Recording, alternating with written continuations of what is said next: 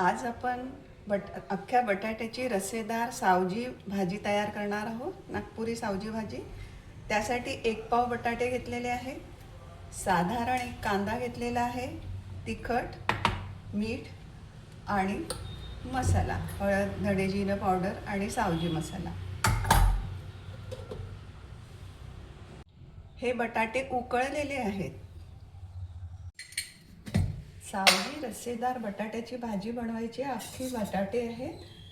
त्यासाठी इथे तेल टाकत आहे, 1 चम्मच, दुसरा आणि तिसरा 1 पाव भाजीला.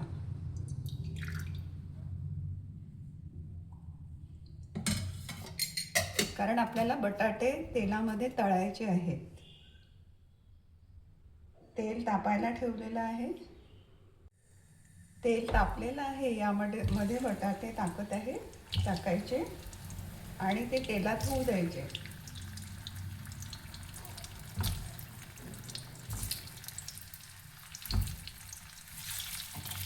हे सगळं तेलात होताना तेल तापलेलं आहे, तर आपण त्याचा गॅस कमी फ्लेवर ठेवायचा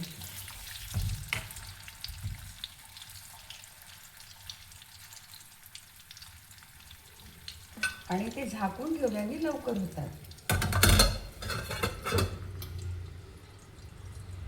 मध्ये त्याला खालवर करत राहायचे.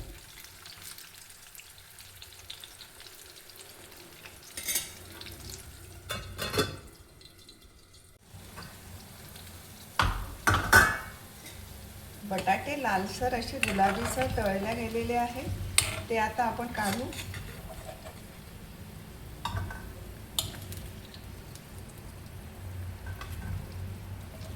घेतलेले आहे. आता याच तेलामध्ये तो बारीक चिरलेला कांदा टाकायचा आहे.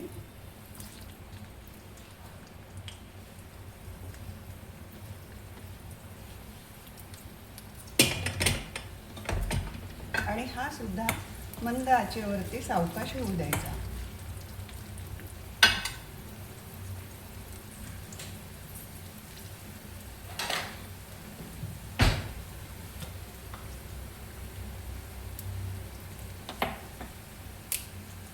आणि यामध्ये छोटी कलमी आहे, त्याचे छोटे छोटे 2 तुकडे टाकायचे.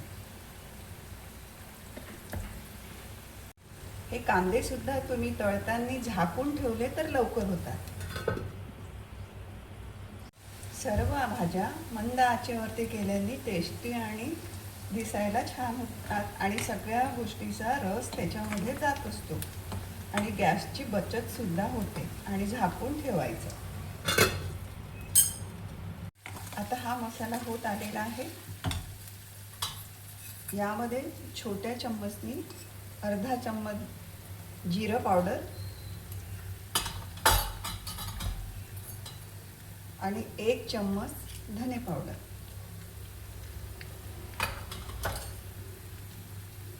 अर्धा चम्मच हळद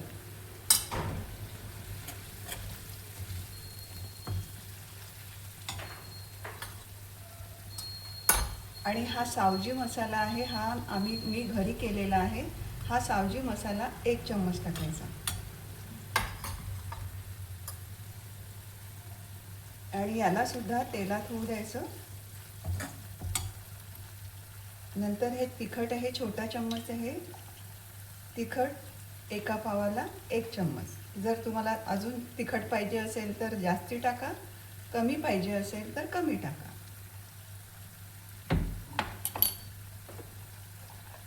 आणि चवीप्रमाणे मीठ, हा सुद्धा छोटा चम्मचच आहे.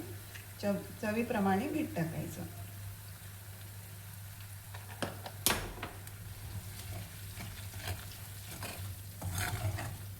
हा मसाला तयार झालेला आहे.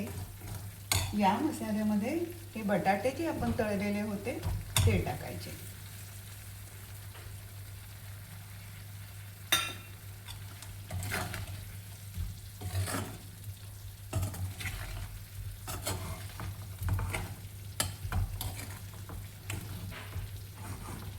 ह्या सगळं हे कमी गॅसवरतीच मंद आचेवरती सावकाश होऊ द्यायचं आणि या बटाट्याला सुद्धा मसाल्यामध्ये होऊ द्यायचं. म्हणून, आणि तेही झाकून ठेवायचं. हे मसाल्यामध्ये झालेले आहेत. झाकून ठेवल्याने लवकरात लवकर आणि छान होता. सगळा मसाला आतमध्ये जातो, बटाट्याच्या आतमध्ये जातो आणि छान सुगंध येत असतो. आता याच्यामध्ये आपण थोडं पाणी सोडायचं आणि थोड्या पाण्यामध्ये सुद्धा याला मंद आचेवरती होऊ द्यायचं सावकाश.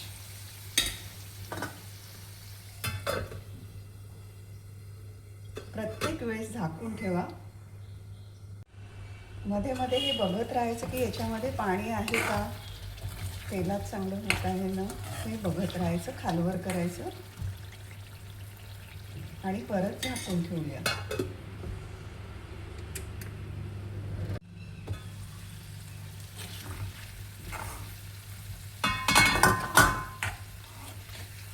बटाट्यातलं पाणी संपत आलेलं आहे, म्हणून जास्ती पाणी टाकायचं आता रसा करायसाठी.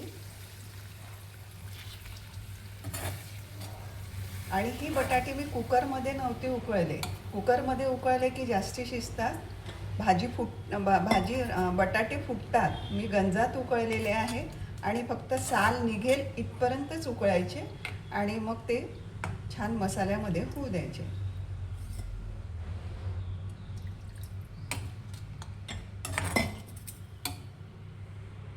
आता थोडी जास्ती उकळी येतो.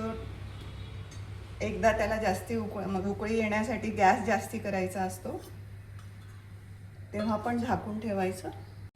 लवकर उकळी येण्यासाठी गॅस जास्ती करायचा. आता उकळी आलेली आहे. आता गॅस एकदम कमी करून घ्यायचा आणि मंद आचेवरती झाकून होऊ द्यायचं. अशी ही नागपुरी सावजी तर्रेदार बटाट्याची रस्सेदार भाजी.